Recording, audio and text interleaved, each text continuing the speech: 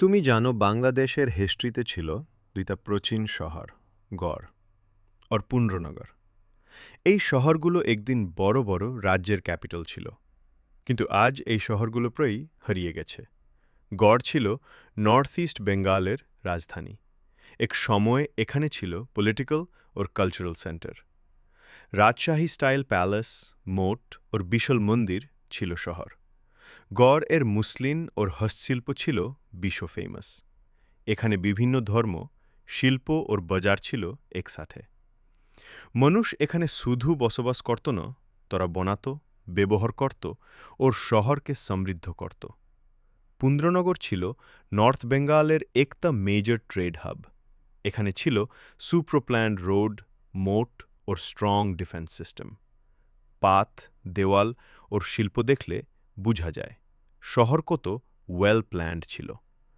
পুন্ড্রনগরের মানুষদের বড় কন্ট্রিবিউশন ছিল ট্রেড আর এগ্রিকালচারতে।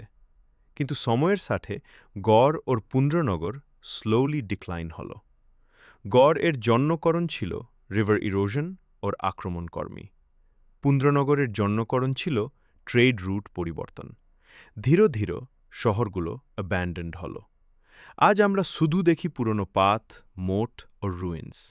এই শহরগুলো আমাদের শিক্ষা দেয় শক্তি ও সমৃদ্ধি থাকলেও সময়ের সাথে সব কিছু পরিবর্তন হয়ে।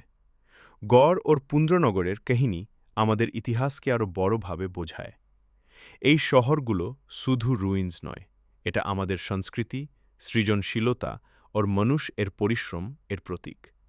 আজও তুমি চাই এই শহরগুলো দেখতে আর্কিওলজিক্যাল সাইটস আছে যেখানে তুমি ভিজিট করতে পারো।